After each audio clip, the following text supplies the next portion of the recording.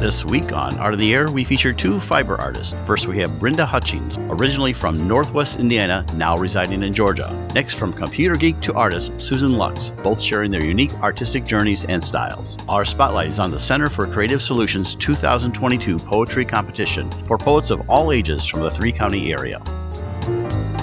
Express yourself through art and show the world your heart. Express yourself through art and show the world your heart. You're in the know with Esther and Larry.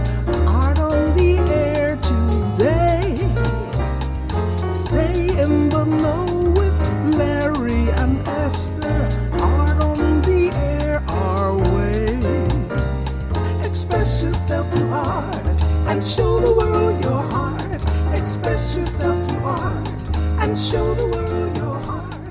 Welcome. You're listening to Art on the Air on WVLP 103.1 FM and Lakeshore Public Radio 89.1 FM, our weekly program covering arts and arts events throughout Northwest Indiana and beyond. I'm Larry Breckner of New Perspectives Photography, right alongside here with Esther Golden of The Nest in Michigan City. Aloha, everyone. We're your hosts for Art on the Air.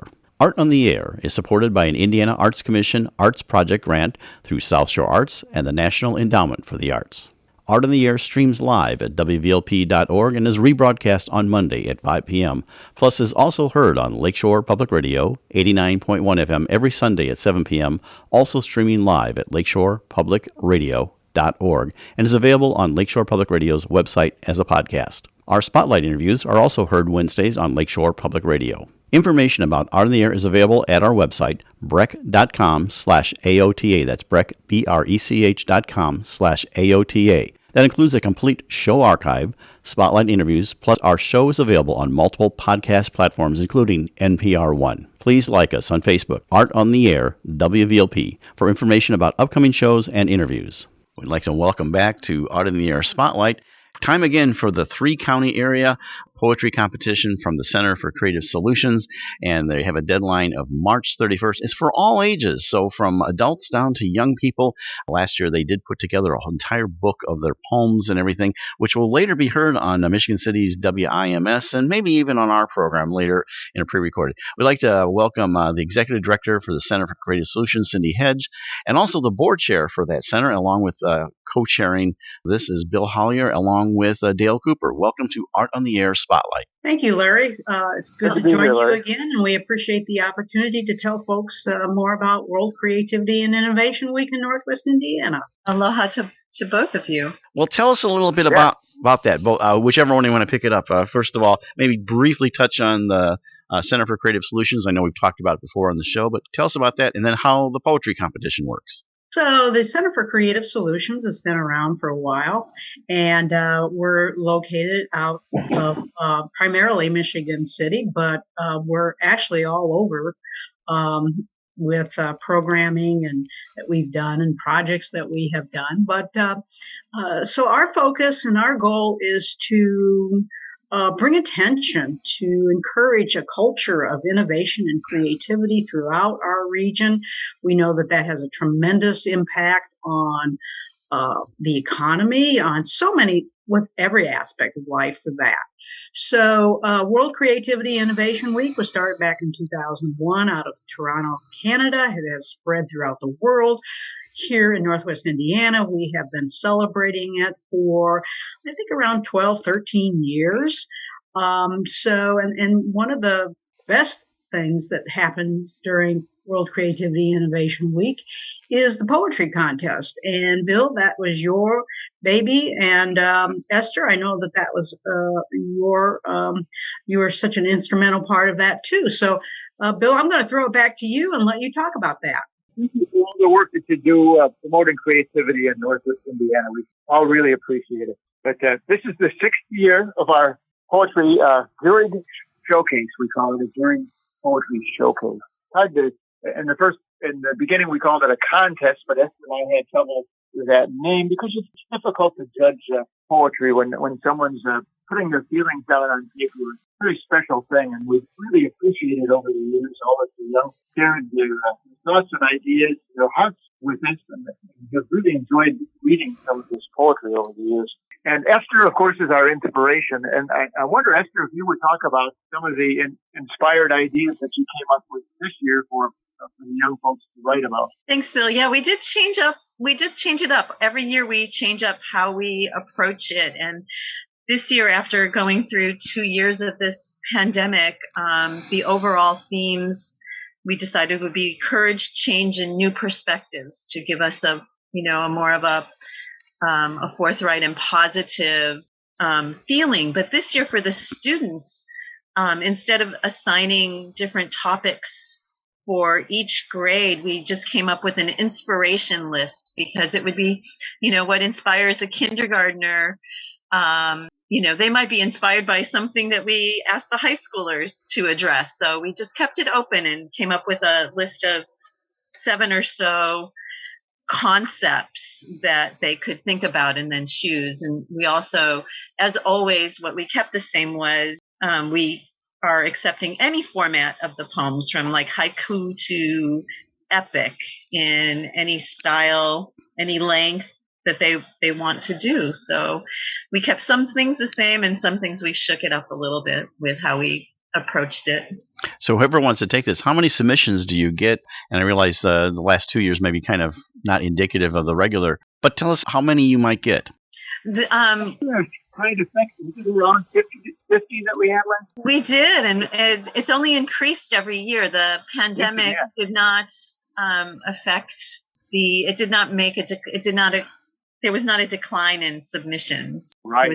Last year we had we hosted Rick Federici hosted our winning poets on his morning radio broadcast, and several of the schools actually brought all the kids into one room so they could hear their fellow students read their poems on the air. It was very, very touching, very nice.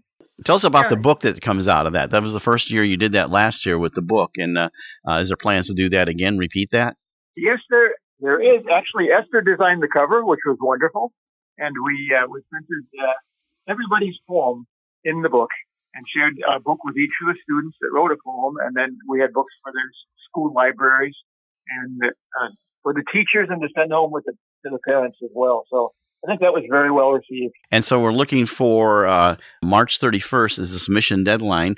And again, it's for all ages, adults through kids, and we're publishing that. Tell us a little bit about how they can find out more information, where they can submit it, and details like that. Well, I'll start, and then I'll turn it over to Bill. But so you can go to our website, which is centerforcreativesolutions.com. You can email the center, which is creativity52@comcast or .net, or you can even give us a call and we can give you more instructions. At the center, the telephone number is 219-326-7259. And I know that submissions can also be made directly to Esther and Bill. So would one of you be willing to tell us a little bit more about that? Sure. Sure. I'll give you my email address first, and then I'll hand it to Esther, and you can tell them a little bit more about it. But my email is william.hallier, HALLIAR, @gmail.com. So you're welcome to email me anytime. And Esther? My email is The Nest, Michigan City, all spelled out. Nest is NEST @gmail.com. And I just want to stress that it's kindergarten through adult. Okay, and thank you so much for being on Art of the Year Spotlight for the poetry competition. Cindy Hedge, Bill Hallier, and of course my co-host Esther Golden. Thank you so much for being on Art of the Year Spotlight. Thank you. You're listening to Art on the Air, WVLP 103.1 FM, and on Lakeshore Public Radio 89.1 FM. And we'd like to welcome to Art in the Air. She's a fiber artist who now resides in Georgia, has an interesting background restoring a roundhouse here in Washington Township area, and does a whole unique things with fiber art and everything that she'll describe for us. We'd like to welcome Brenda Hutchings to Art in the Air. Welcome, Brenda.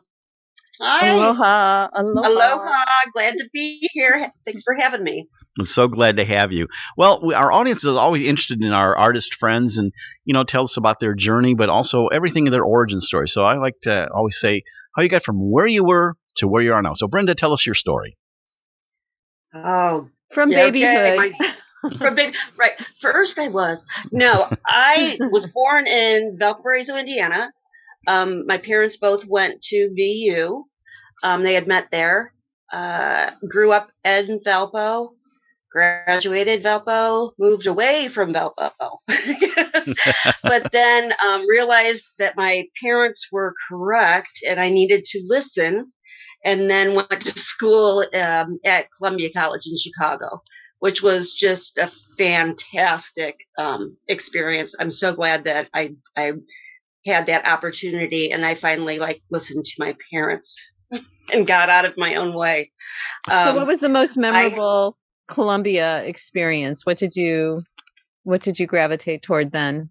I was graphic arts is what I was doing.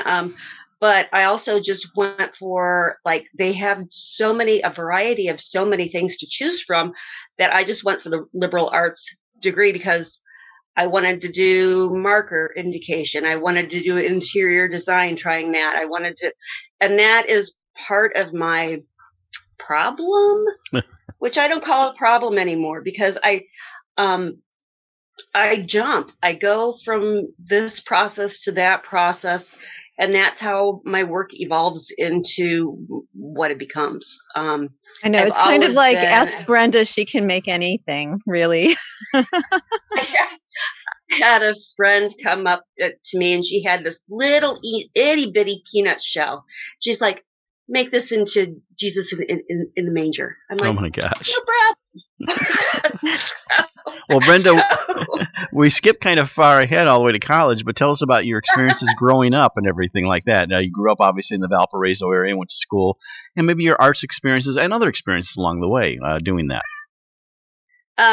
Just that I was in Valpo before Valpo was cool, and where there was cornfields everywhere, and so was there a lot of, Brenda? Was there art in the home?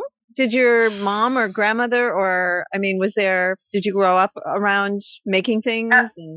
Absolutely. We were hands-on. We were in the woods.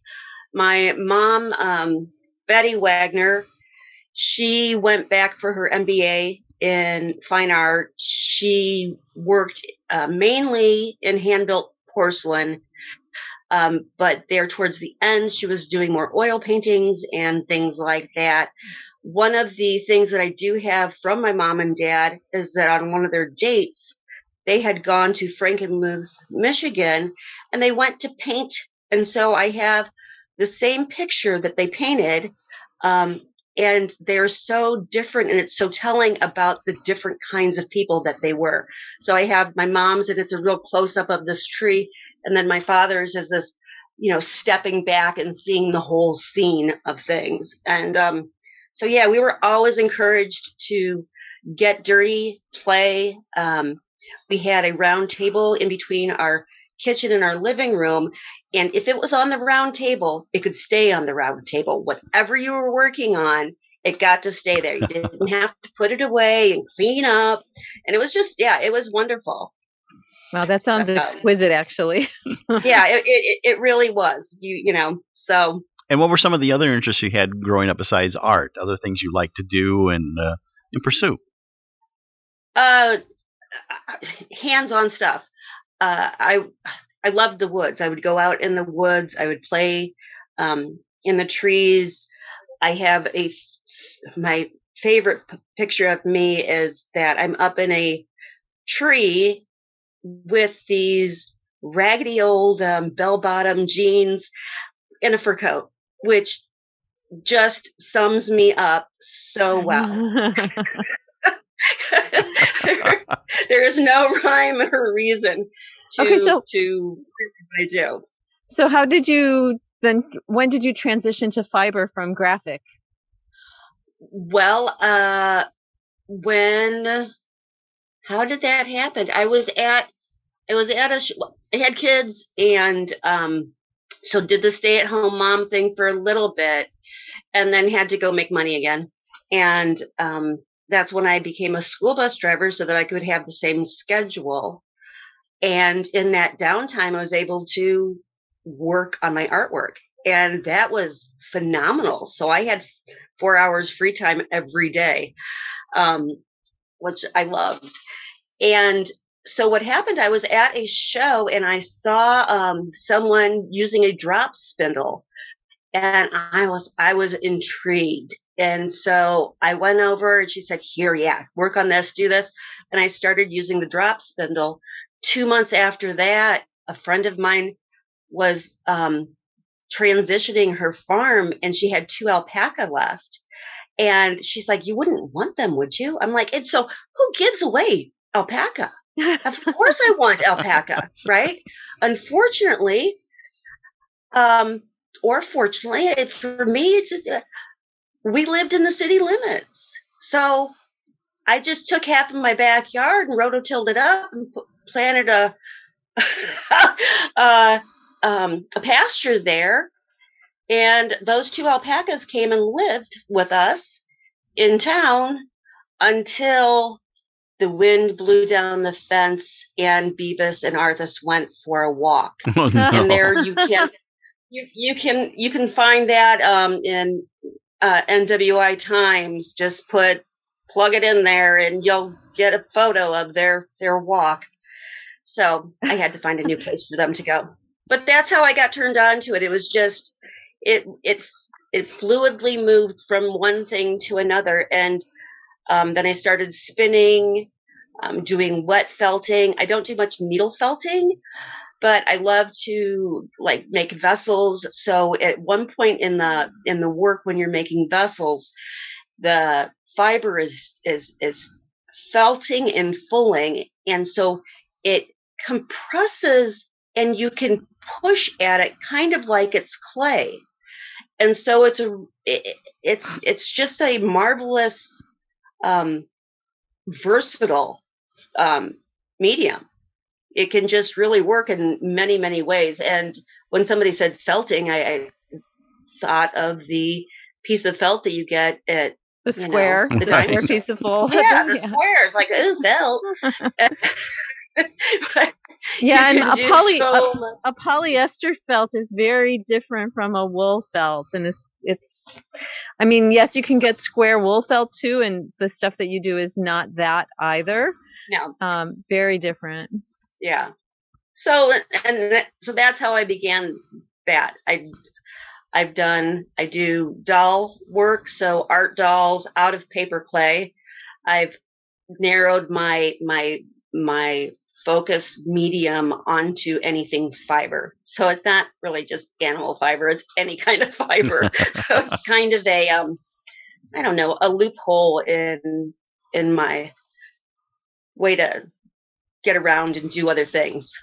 And the yarns that you spin are just so beautiful. Your sense of color is just exquisite. And thank you so much. When you have that skein, it's just, your imagination goes just wild. They're just so beautiful. Thank you so much, Esther. Yeah, I love, and it's the whole process from, the field to fashion, where I have the animals. I have 2 Pygora goats now.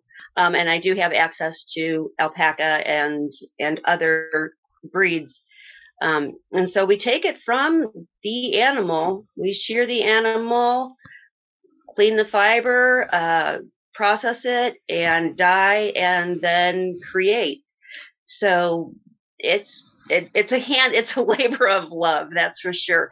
And it's a really quite, especially the spinning, is quite a meditative process. And I am not a purist. So if you're thinking yarn, I'm not the yarn lady who you can get it down from Walmart. You will have bumps and bobbles and this and that's in it. And I think that's just what makes it, just so unique and so much fun. Yeah, Brenda, completely. One thing I wanted to ask you about, and it kind of goes back some time, is you were refurbishing an abandoned house, and tell us all about that. It's a circular house, and it's still in existence, but I don't know what condition it is. But I was researching you, and that was one thing that popped up. So tell us all about that. The roundhouse. The roundhouse, yes. It was originally built by the Wilson family, and I acquired it back when, probably 10 years ago, I think. It was a round circular home with an interior atrium that they ended up putting a geodesic dome on top of. When I saw it, I love it. And when you say house, that's really quite generous. It was raccoon infested, just horrible. But there's still just so much to be done with it. And so I had started to create a creative center there where we were having classes, had a place to have meetings for people, and they had my animals out there also. And life took a shift, and I went with it and had to put the roundhouse on the back burner and aside, and then we moved. But I love the roundhouse, and that was the goal for it, was to have a creative center where it was people could share their work, other people could come in and teach classes and not have to pay an exorbitant fee, and just to share everybody's creative energies. And so it's just sitting there now. It's no longer viable. It wasn't viable when I bought it. It was held together by love. It's held together by love, and yeah. Still, but there's still wonderful treasures in it, and we're going back. I'm hoping to open up a shop here. It still niggles at me, and I've got a great dilapidated place here to acquire. And so we'll see if we can't move that whole feeling and journey down here. And down here, so our audience knows, is Georgia. So, and we might just briefly say, how did you get from Northwest Indiana to Georgia? My husband went on a bike vacation. He asked people, if you lived in anywhere in Georgia, where would you live? And everybody said up in the mountains.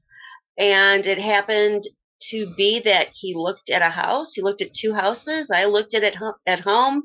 He came home.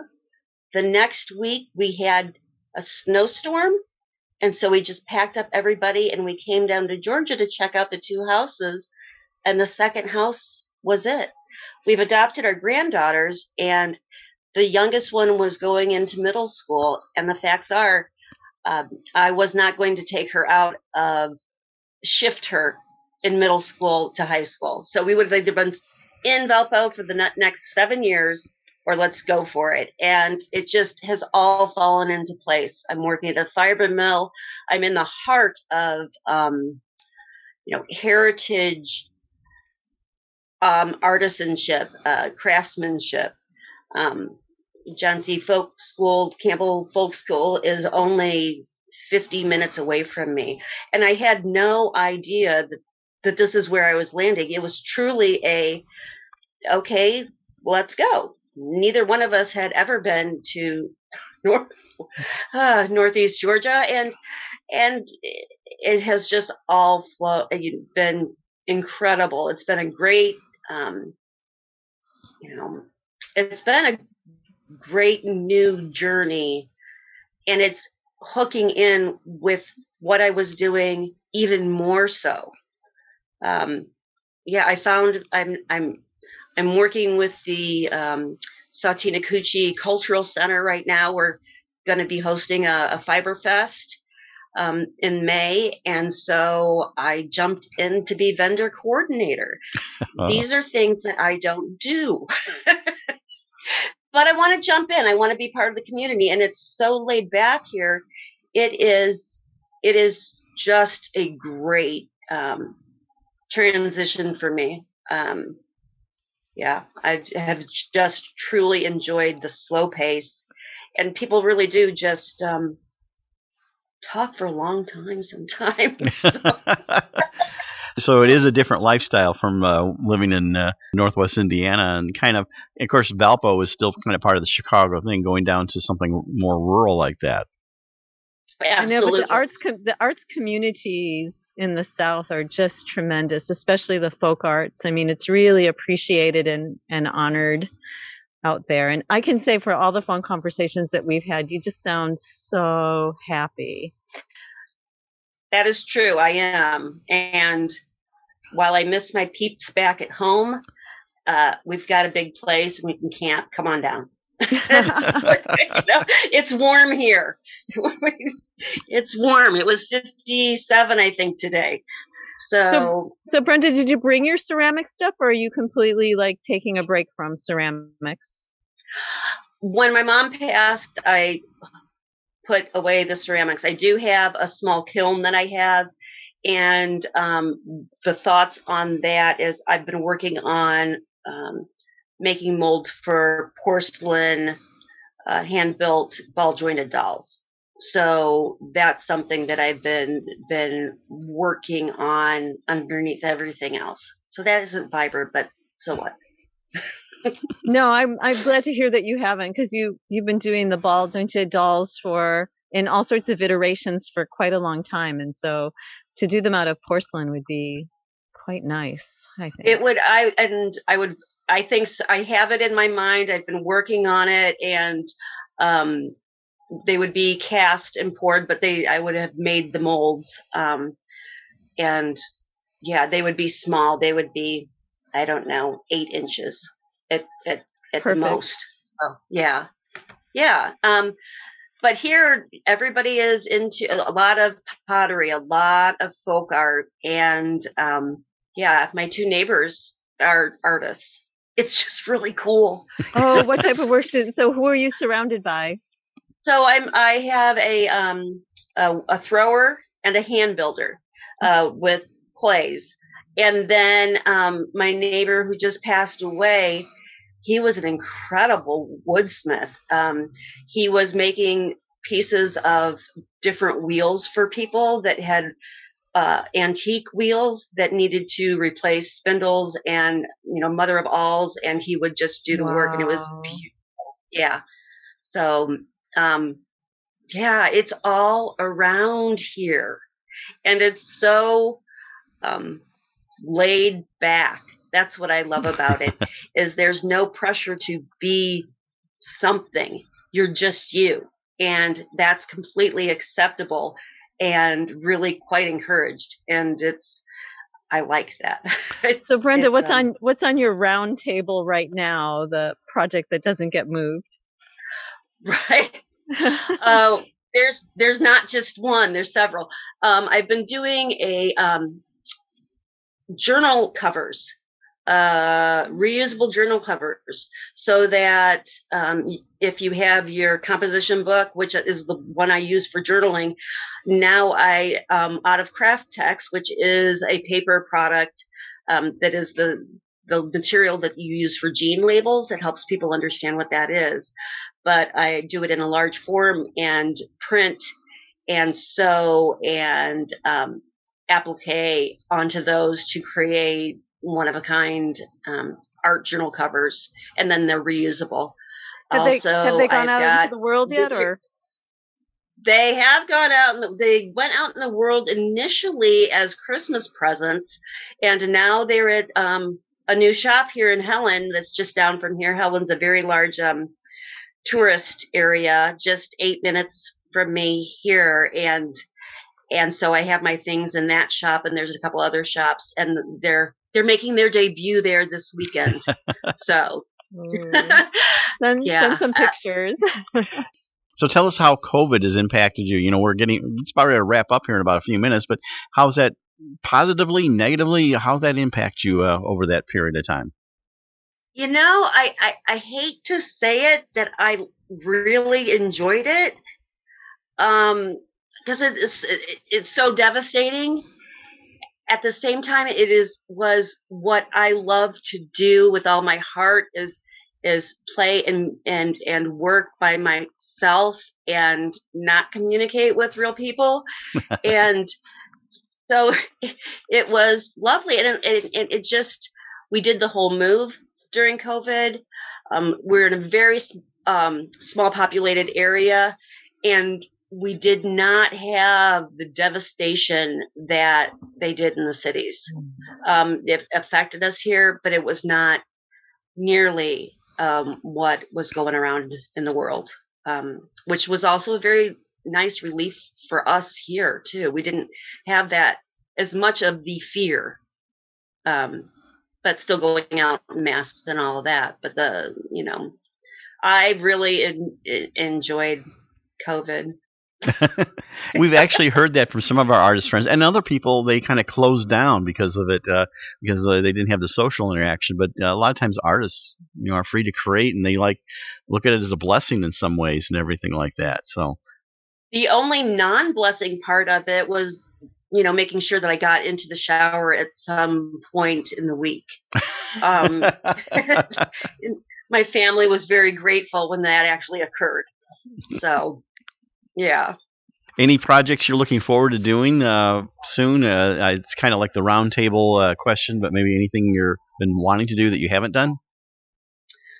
I'm working on graphic felted pictures on a larger scale. So I'm kind of excited about that. It's not anything I've ever done.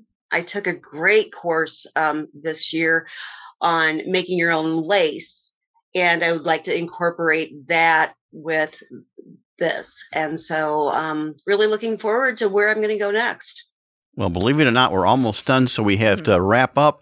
Tell us a little bit how people can find you, either online, social media, everything down there in Georgia that they want to find you. All right. My webpage is bwh2.net.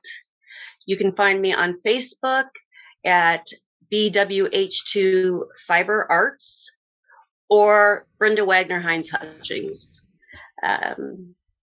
That's what I'm doing, and I will have posted on my page when I will be having my next shows and the goings on, the happenstances in Georgia. So it's really exciting. Keep blogging. I enjoy what you write. We appreciate you coming on Art on the Air. That was Brenda Hutchings in Georgia, but from Northwest Indiana and especially Valparaiso. Fiber artists and, sort of a restorer of a round house, but we'll see how that works out. Brenda, thank you so much for coming on Art on the Air. Thanks so much. Really appreciate it. Thank you. You're listening to Art on the Air, WVLP 103.1 FM, and on Lakeshore Public Radio 89.1 FM. We'd like to welcome to Art in the Air. She has a way of living in the world for 6 billion years on Earth, and yes, transcending her role as the smart child over nearly 40 years as a computer geek. But she's embraced fabric ever since she was a kid, seriously creating fabric items, clothing, items like that. And she's even worked in juried shows, and she's had such a joy doing that. Please welcome to Art in the Air, Susan Lux. Hello, welcome. Hello. Well, Susan, we always like our guests to find out a little bit about you. And I always kind of use the term how you got from where you were to where you are now. So tell us about your experience growing up, where you grew up, studying in school, college, and even your work life that's not art related. Sure. I've had a very windy path to the art world. When I was growing up, I was the smart child, not the creative child. And I always saw myself as more academic than artistic, and I had many sisters who are incredible artists. And so I studied, when I got to college, I studied computer science. And in the 70s, that was kind of a rare thing for women. And I spent a lot of years in the computer industry I worked for Disney. I worked for programming video games. I worked in research and development for computer graphics. And what I learned is that all of these smart computer geeks were also incredibly artistic and creative. I mean, the most creative people I know were in that industry. And so there was a time when I got pretty disillusioned, and I went back to school and I got a degree to teach English. And I got a master's in English. And then from there I went, instead of to teach English, I taught computer science. and along the way had kids, and I wanted my kids to see themselves as creative people. I wanted them to see themselves as many things. And so I said to them, well, everybody's an artist. And they put my toes to the fire and said, if everyone's an artist, Mom, what kind of artist are you? And I had to think hard about that. I had to think a long time. And I thought, well, I had created things. I created clothes when I was a kid. It was the 60s and 70s, and we all, wore outrageous things that we created, and everything went. And I thought, that's the artist I am. And so I picked that up again so I could model for my kids that I do believe what I say. And so back in that childhood, did you have any examples where parents or grandparents creating things, or was art brought into the home in that way that you observed? My grandmother my mother's mother was unbelievably creative, and she was outrageous, actually. One summer, she made a whole wall in one of her upstairs bedrooms, a collage of magazine pictures, and her grandkids just thought she is the coolest. And, she used to talk about things that she did with her sisters. So they used to make crazy quilt jackets, she told me, and she was going to make me one, and she instead made me a sleeve because that was my grandma. She wasn't much for finishing. She was really just, out there doing her thing. And then I made her a jacket, and she loved me so much she wore it. And so I have the crazy quilt jackets that she and I wore, and we traveled around, and we were, I thought we were pretty special back then, but I dearly wish my grandmother could see what I do now, that the adult version of this kid art form. Susan, I want to revisit your experience at Disney. What exactly, were you part of the Imagineering team, or what exactly did you do for them? Program animatronics? I worked for a small, which isn't small anymore, but it was a small department called Scientific Systems, and they did the heavy duty, the sort of one of a kind projects at Disney. So I got to work on the Imagination Pavilion ride. I got to be one of the programmers on that ride, and when they were first building Epcot. I don't know why they would let a 20-something-year-old do that work, but it was really exciting. The price is right. There were so many people who were really young doing the work of building Epcot, engineers and programmers. So I got to do some, a lot of one-of-a-kind projects, a pinball game in the Main Street Arcade, where they took out the electromechanical guts and put in, electronics to do the work. A people counter that counted people as they came into the park. Things with a short shelf life because technology always moves on. But how exciting! Yes, it was very exciting. So so the kids asked you what kind of artist you are. What type of art do you do? So how did they express themselves artistically? Did they have any of them gone into the arts, or have art as a practice, just personally? Yes, they had a lot of access to things to create art. So we had a lot of paints and paper and everything that a kid might want to create with. But when they got a little older, like right before they were teenagers, probably, we created a space in our pole barn where my neighbors had tractors in their pole barns. I insulated mine, and I had a paint space where they could throw paint at the walls. And so they spent a lot of time doing really cool. Their friends would come over. Their friends' parents would drag them out saying, "Don't you dare think of doing that at home." And but we'd been to a space like that where we paid by the hour to, just express yourself. And then my daughter went into the arts. She got an art degree from Michigan State, and She's a fine artist. She's an important artist. She has a lot to say. I make beautiful work, but she makes important work. So with your work, did you start out hand dyeing the fabric that you used, or did that come in later in the process of making your work? Yeah, it came in later. What I found is I couldn't buy the colors that I had in my head. And I met a silk artist I went to an art show, and I saw this woman, and she saw my cape, and we just went, I love that. I need this in my life.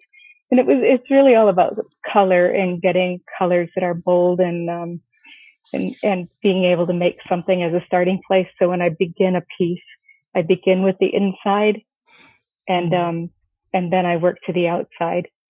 And I'll tell you why I do that. This is actually a great story, because when I was working on Epcot, we worked so many hours a week, and I would call home to my mother and I would say, Mom, everything I own is dirty and I'm so grubby. And she sent me a silk camisole and she said, put this on under your clothes. Nobody will know, but you'll know and you'll feel better. And I thought, I am always going to put on something next to me that's for me. And I think that's just the greatest thing. It's like the lining is for you because nobody's going to see it. But like you're my going to feel it. Yeah, you're going to feel it. And I think that's an important part of clothing. You know, if we're going to wear clothing, we often wear it for others, but I want to wear it for myself. And that's who buys my work, is people who have transcended that part of their life where they go, I must be like everyone else. Now they're like, I'm done with that. I want this for me. I know. I love that you made that post that people will stare, make it worthwhile. So it's like so great. So so our audience maybe would like to, since they don't have a visual with the radio program, can you describe what your work is? My work is primarily wraps. They're primarily things, capes and things that you can wrap your body in. So most of my work, all of my work, fits all bodies. And sometimes it's just dyed silk, so you just have one layer of silk. Sometimes it's one layer of silk, and then in the outside layer, it's like a large mosaic, a collage of fabric and embroidery. Like a stained glass window almost. Yeah.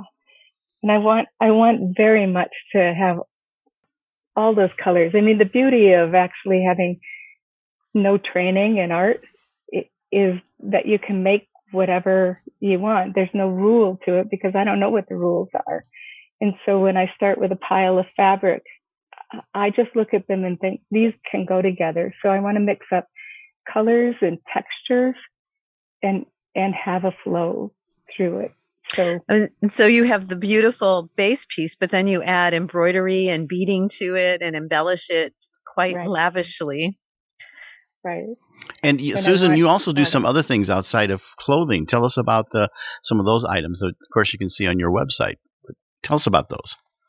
So I a few years ago, I started creating magnetic clasps that go with pieces. So you can fabrics together with two magnets, but they're also made out of my silk and beads and let's see, what else do I do? I don't know what else. I see you have face masks on there for our period of COVID. Oh, I did. Into the wall pieces. I had face masks, and yes, and now COVID brought me a new thing of making wall pieces, of making tapestries.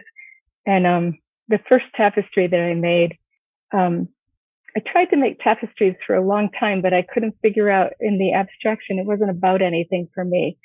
But COVID brought me into this like whole malaise of I can't move. I just want to sit on the couch and eat mashed potatoes.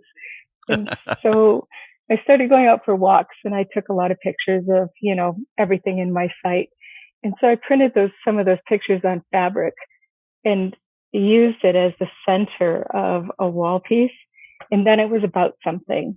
and then I started making some that were like 5 generations of women in my family, and my grandparents who were magicians. I made a piece about that, and I made a piece about, beautiful flowers or a poem that I loved. And I just started manically creating these wall tapestries, and it's been so much fun. I would never have done that if I hadn't had time to just sit and, wallow. You're listening to Art on the Air, WVLP 103.1 FM, and on Lakeshore Public Radio 89.1 FM. So now I have like 2 things that I'm very interested in. I was going to we'll talk about color in a moment, but magicians as in traveling around and doing shows or for the family. I mean, that's so exciting. They were very big in the Thumb area of Michigan. They were called the Tricky Librakis. And my grandmother said my grandfather liked to be a big fish in a small pond. So I think their radius was maybe around 50 miles. And they did big stage magic. And so do you recall their costuming? Was that memorable? I've only seen a few pictures. And, I think of my grandmother and grandfather. My grandfather was dressed in a black suit. But my grandmother had, she always had colors, but I think in her magic act, it was very subdued. So the pictures that I've seen are black and white pictures. And, they were. And what type of, do you know what type of magic was it? Did they do any, I'm trying to disappearing and they did, like large stage magic versus like hand magic. They did stage magic. So, my grandmother floated and, levitation tricks, and my grandfather did. When we were kids, we all learned to do the magic act, everything except levitation, and nobody remembers how to do that. So, or they wouldn't tell us kids that particular trick, but, rabbits out of a hat and silks out of an empty tube, and it was all very dramatic and terrifying. I love watching it, and I have no desire. I want that amazement. I don't want to know how it's done. I just always want to be amazed. But back to your work now, the colors. So do you wake up feeling certain colors, or how does your palette change seasonally, and how do you collect fabrics everywhere you go? How do you amass your palette and your fabrics? I do collect fabrics wherever I go, and they're getting harder and harder to find. Because it's just become a very interesting hunt. But and yes, I dream colors, and colors are really important to me in a way that I mean the colors of my walls affect me very much, or the colors that I wear are important to me because they're about how I feel. But I like bold colors. I like the colors of my grandmother's closet. She bought clothes that were outrageous in color, and then she got soft at the end of her life. But I don't see me going soft into the pastels and all those beautiful, tasteful colors yet. I like jewel tones, and I like things that make us vibrant, very vibrant and bold. Yes.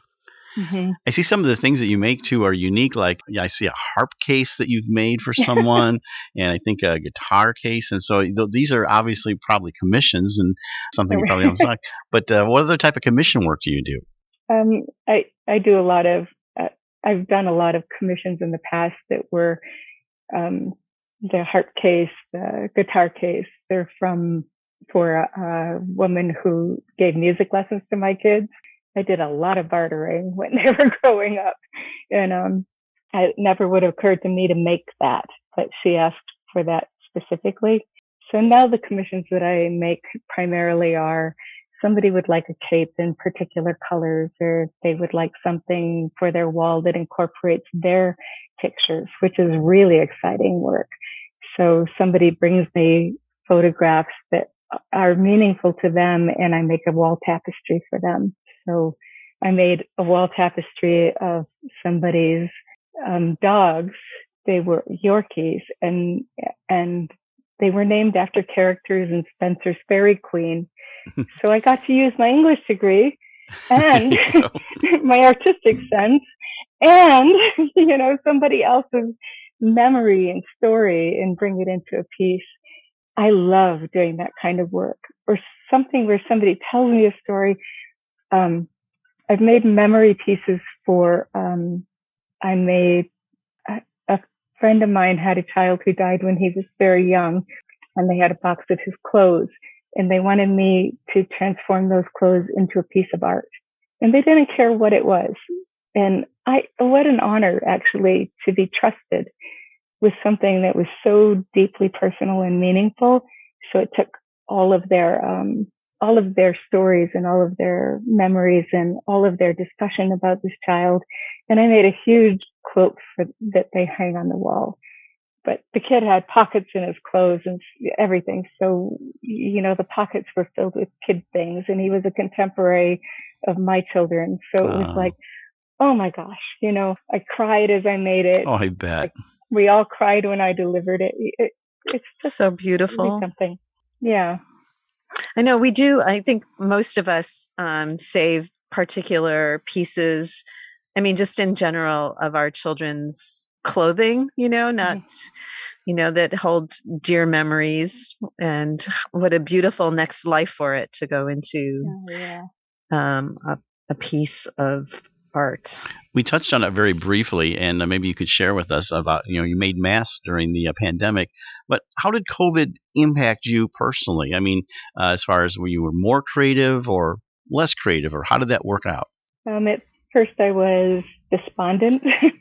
It's like all the art shows were canceling, and I was like, oh, this just can't continue. And the work in my studio was piling up because I create in the winter and go to art shows in the summer. And then I started going out for walks, like I said, and I started making wall tapestries, and then it became like a gift instead of a burden of time or just disappointment of not getting to do what I had imagined I was going to do in these years of COVID. I've done more things, and it just expanded me, which I think is remarkable. I would not have predicted any of that path, which is pretty much my life. I would not have predicted the path. It's all a gift. Anything you're looking forward to doing now that we're hopefully emerging from the pandemic that you haven't been able to do? Yeah, I'm waiting for all those juries to come in for art shows. 5 are in, 9 are out, and I'm waiting to hear what I get to do in the summer this year. And I'm really excited to see if some of my wall work will be juried into art shows and see how that's received in the wider world, because creating in a vacuum is maybe not the most satisfying thing to do. In the art show world, were you so I don't know if everybody knows, but you prepay for these spaces, and so when shows are canceled, did they transfer that to the next time they're going to do a show, or was that a loss for you? Some shows transferred it to the next year. Some shows returned it. Some shows kept it. I didn't actually have any shows that kept the funds, but I think the loss for artists is if like my business model is really to go to shows to sell my work, and so the loss was really that there was no work. Yes, and it's so wonderful to meet all the wonderful people who come to these art fairs. Oh my gosh, I love the conversation with women who come to even men sometimes will come into my booth, and I love that too, because this work is for everybody. I love it when men buy my work.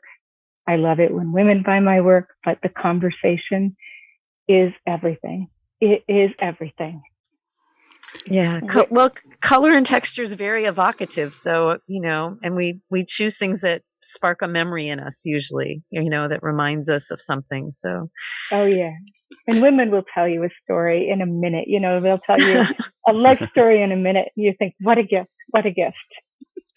Well, Susan, we need to almost get wrapped up here, but I want to leave you a chance to let people how they can find you on the web or social media or anything like that. So tell us about how they can find you. Sure. I'm at Susan Lux, SusanLuks.com. And I have a website because I was a web programmer for a long time. And I can be found on Facebook if you look up Susan Lux, and I'm Susan Lux as an artist, and I'm Susan Lux as a person. Well, very good. Well, we appreciate you coming on Art in the Air and sharing your artistic journey and everything. Susan Lux there. She's transformed from being a worker at Disney programming things to this wonderful world of fabric. And you can see her stuff at her website at SusanLux.com. She's also on LinkedIn, Facebook, and you can find out all about her. I'm sure if you do a Google search, she'll come up. Susan, thank you so much for coming on Art on the Air. Thank you so much. Yeah, it was a pleasure. Thank you. It was really nice of you to have me. You've been listening to Art in the Air, and we'd like to thank our guests this week on WVLP 103.1 FM and Lakeshore Public Radio 89.1 FM, our weekly program covering arts and arts events throughout Northwest Indiana and beyond. Art in the Air is heard every Friday at 11 a.m. and rebroadcast Monday at 5 p.m. on WVLP. Art in the Air streams live at WVLP.org and is rebroadcast on Monday at 5 p.m. Plus is also heard on Lakeshore Public Radio, 89.1 FM every Sunday at 7 p.m., also streaming live at lakeshorepublicradio.org and is available on Lakeshore Public Radio's website as a podcast. Our spotlight interviews are also heard Wednesdays on Lakeshore Public Radio. Thanks again to Greg Kovach, WVLP Station Manager, and Tom Maloney, Vice President of Radio Operations for Lakeshore Public Radio. Our theme music is by Billy Foster with a vocal by Renee Foster. Art in the Air is supported by an Indiana Arts Commission Arts Project Grant and the National Endowment for the Arts. Underwriters for Art in the Air, Walt Breidinger of Paragon Investments and Marilyn Van, Arts Patron. Art in the Air is always looking for financial support. We'd like to thank our current supporters. If you're looking to support Art in the Air, Esther and I especially would invite you to become an underwriter of this program in particular. We have information on our website at breck.com/AOTA. You can find out support information there. So don't just be an Art on the Air listener. Become a supporter or underwriter in whatever amount you're able to do so we continue to bring you this great content and this great local programming. And like I say every week, don't give till it hurts. Give till it feels good. And you'll feel so good about supporting Art on the Air. Information about Art on the Air is available at our website, breck.com/AOTA. That's Breck, BRECH.com/AOTA. That includes a complete show archive, spotlight interviews, plus our show is available on multiple podcast platforms, including NPR One. Please like us on Facebook, Art on the Air, WVLP, for information about upcoming shows and interviews. If you're interested in being a guest or sending us information about your arts-related event or exhibit, please email us at aota@breck.com. That's aota@breck, BRECH.com, or contact us through our Facebook page. Your hosts were Larry Breckner and Esther Golden, and we invite you back next week for another episode of Art on the Air. Aloha, everyone. Have a splendid week. Express yourself through art and show the world your heart. Express yourself through art and show the world your heart. You're in the know with Esther and Larry. Art on the Air today. Stay in the know with Larry and Esther. Art on the Air our way. Express yourself through art and show the world your heart. Express yourself through art and show the world your